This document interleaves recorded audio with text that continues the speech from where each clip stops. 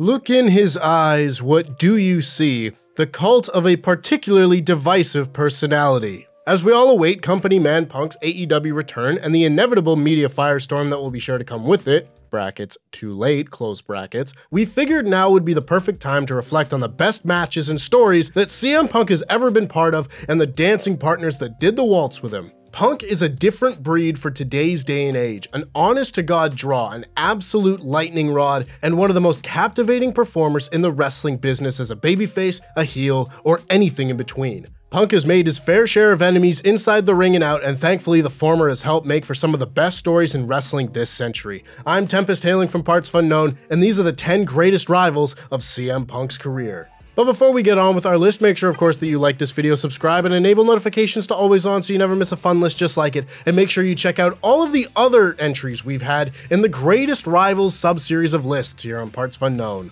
Honorable Mention, Triple H, and Vince McMahon. On one hand, you could make the argument that Trips and Vinnie Mac could be the top 2 spots on this list, but on the other hand, outside of Money in the Bank 2011, Punk's intensely personal rivalries with Vince and his doofus son-in-law, kayfabe and otherwise, didn't lead to the uptick in business that either should have. The summer of Punk circa 2011 was about half of what it should have been, and Punk and his momentum suffered for it.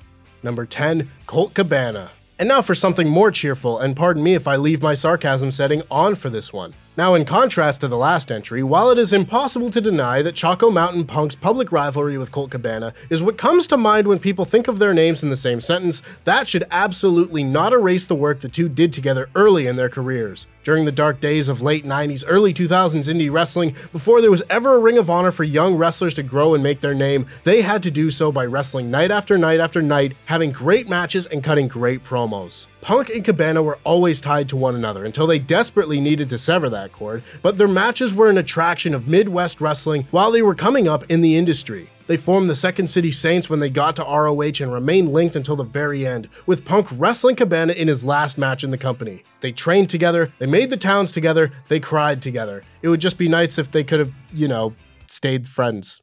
Number 9, Rey Mysterio. When central midfielder Punk finally got a chance to turn heel in the summer of 2009, it was extremely successful. So successful, in fact, that WWE neglected to write another storyline for him for the rest of the year. As Punk was never one to take such treatment lying down, he went home and wrote himself 14 weeks of TV, and that was the creation of the Straight Edge Society. Definitely the best gimmick work that Punk did in WWE. The best rival he had during that time was Rey Mysterio. Certainly wasn't Big Show. Punk and Mysterio always clicked in the ring, having very fun matches in 2010 at WrestleMania 26, Extreme Rules and Over the Limit, and again at Capital Punishment in 2011. Punk even threw Rey's daughter a birthday party. I mean, really, he crashed Rey's daughter's birthday party, but that's pretty close, I reckon. Look at tiny Aaliyah and still taller than Rey, Dominic. This was heel WWE Punk at his absolute best, sinisterly singing happy birthday to a 9-year-old girl as she ran away crying.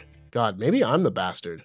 Number 8, Chris Hero. Just as Chocolate Mousse Punk traveled the Midwest wrestling Colt Cabana, a few years later he did the exact same thing with Chris Hero in 2002. This match was a defining rivalry in Ian Rotten's IWA Mid-South, a promotion primarily built on thumbtacks, light tubes, and questionable business practices. But when Punk and Hero hit the mat, they made it about wrestling. Great wrestling. Student of the game style wrestling. Some people just have chemistry together, and it is a shame that Punk and Hero never got to wrestle on a bigger stage, besides one tag match on NXT, but between their 90-plus minute 2 out of 3 falls match, several hour-long time limit draws, and their 55-minute tables and ladders match, a match so out of control they literally tried to tear the building they were wrestling in down, there is a solid chance Punk and Hero have spent more time wrestling each other than Roman Reigns has spent defending the Universal title. Number 7, Daniel Bryan. WWE fans who have started watching wrestling in the last 10 years may not know the struggle of loving the style of wrestling that has been popularized in WWE by the likes of Seth Rollins, AJ Styles, Kevin Owens, Sami Zayn, etc., and only having a pair of wrestlers who wrestle that style at the highest level. This is why in 2012 it was so exciting to see Calendar Man Punk and Daniel Bryan paired together for a lengthy rivalry. Hopefully a rivalry we haven't seen the last of. Should this rivalry have involved AJ Lee proposing to CM Punk in the ring, or AJ Lee mounting Kane? Who is to say? But the quality of work between these two could make any strange narrative choices secondary. They had a number of great matches together, but the cream of the crop was certainly their match at Over the Limit, a match that perfectly exemplifies the style they were so good at and the style that WWE was not yet accustomed to. A true technical battle mixed with WWE main event showmanship, and the crowd ate it up and asked for seconds.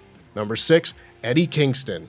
If you've been watching this greatest rival series of lists, you might know that not very often will you see short, one-and-done rivalries featured over longer, overarching narratives. Well, there is an exception to every rule, and in this case, it is the AEW rivalry between Connor McDavid Punk and Eddie Kingston. They get into a backstage argument, they have one promo to sell a match, and then they wrestle 8 days later. Sounds pretty standard, but what a promo and what a match. The rawness of Kingston's words, the fact that effectively Punk was now in the Cena position and Eddie in the Punk position from a decade earlier, with Punk now judging Eddie the same way Cena had judged him. All building to one of the most anticipated matches of Full Gear 2021. You can really break down every aspect of this fantastic piece of business, from Eddie's empty stare during his entrance to Punk's determined march to the ring, Eddie's cheap shot before the bell, the sheer "f you" attitude that felt just real enough to not be uncomfortable. This remains among a lot of people's favorite AEW programs, and it was all achieved in less than a month.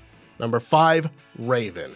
The uninitiated may think that Ring of Honor was just the home of work rate graps and Cornette's mental collapse, but the early days of ROH were also run on some of the best storylines and rivalries of the day, including but not limited to this rivalry between Charles Martinet Punk and Raven. This is a rivalry that was still being heavily referenced on AEW 2 decades later, because that is just how influential it has been. Punk was fueled by his resentment of Raven for having been given superstardom and lost it because of pills and booze. The matches they had were incredibly heated, ultra-violent, and extremely personal, with Punk and Raven battling in a Clockwork House of Fun match and a dog collar match that served as an inspiration for Punk's best AEW rivalry, which we may or may not hear about later. This was the first rivalry of Punk's career to have the amount of substance that fans would come to expect out of the straight-edge, Chicago-made Punk in the years and promotions to come. Just like number 4, Jeff Hardy. Higher-ups in WWE didn't think that Cold Macaroni Punk could be a heel during his early years with the company, proving once and for all that not a single person in management watched a moment of his work prior to signing him, but I digress. The first chance he had to prove them wrong, he put on the best rivalry of his WWE career to that point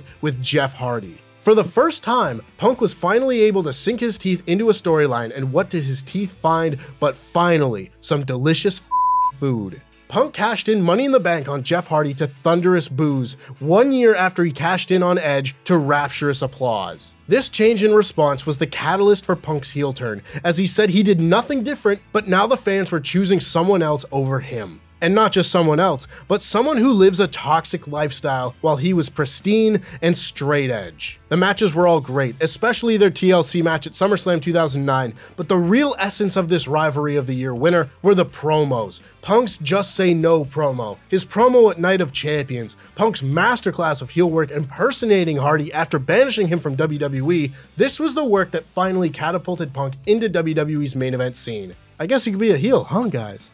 Number 3, Samoa Joe. When people talk about the greatest trilogies in wrestling history, there are a number of rivalries that have to come to mind. Flair Steamboat, FTR Briscoes, Rock Austin, Styles Cena, but one that absolutely must be among them is Christian McCaffrey Punk and Samoa Joe. After his highly personal rivalry with Raven in 2003, Punk had earned top contender status for the ROH World Championship in 2004. Their trilogy of ROH title matches were the crown jewel in Joe's legendary title reign, and yet another beacon drawing eyes onto Ring of Honor at the time. It is a bold claim, but I feel comfortable saying that Samoa Joe is CM Punk's greatest in-ring rival. 2 60-minute draws, the second of which was an honest-to-God 5-star classic, and maybe the best match of Punk's career, and the final match where Joe finally defeated Punk to retain his title. 3 magical matches sewn together with incredible chemistry. Although I guess that would make them 3 scientific matches.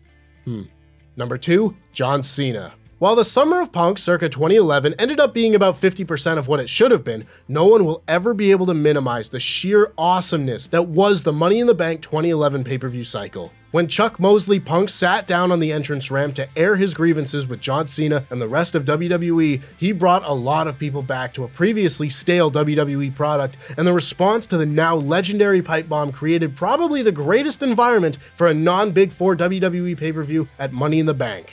I rewatched this match recently, and it is a proper 5-star match and one of the best in WWE history comfortably. CM Punk, the anti-authority rebel taking on the walking embodiment of WWE, was a perfect dynamic, whether it be during the summer of 2011 or following Punk's 2012 heel turn, with their September 2012 promo in Montreal recapturing the same authenticity that had fueled their rivalry the year before. Their Night of Champions draw is severely underrated as another great match between them, and their final match, you know, the one with the pile driver, perfectly capped off their feud with Cena finally getting his win over Punk in the last time they would ever come face to face. One of the greatest rivalries in WWE since the turn of the century, but for Punk, there was one, you already know what it is, number 1 MJF.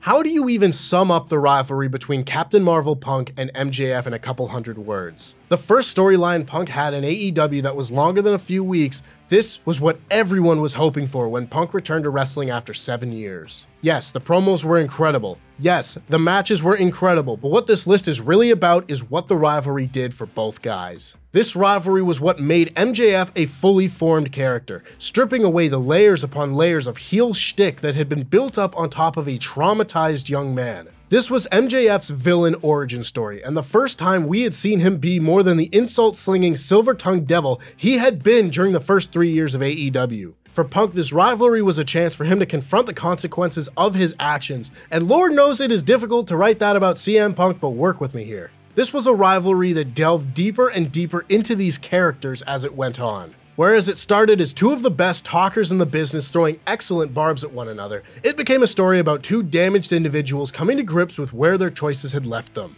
Punk trying to do better, and MJF accepting his role as the villain. I believe this to be on the short list of the best wrestling storylines ever told and the best piece of business CM Punk has ever been part of. To be continued? Question mark? And that's our list. Make sure, of course, that you like this video, subscribe, and enable notifications to always on so you never miss a fun list just like it. And make sure you check out some of the other greatest rivals list here on partsFUNknown as well. Here's a clip from one above. Not every Triple H rivalry was a banger, but when Triple H was on his game, he was able to create some of the most memorable moments, matches, and rivalries in WWE history. And the latter of which is what we will be talking about today.